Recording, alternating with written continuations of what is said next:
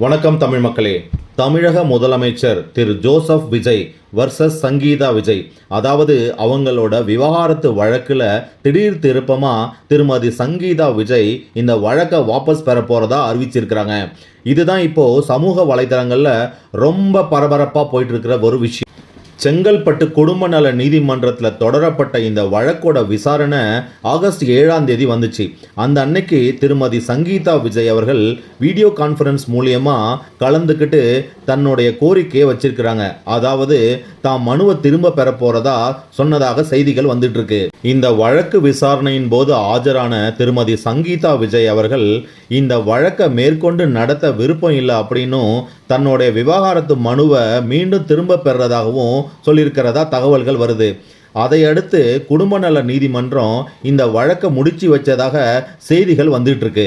இந்த வழக்கை ஏன் வாபஸ் பெற்றாங்க?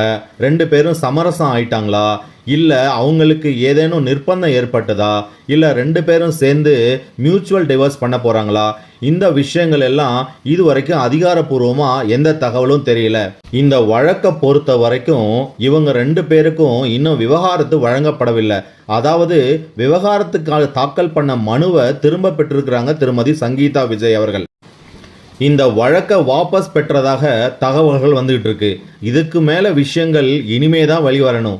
நன்றி மக்களே.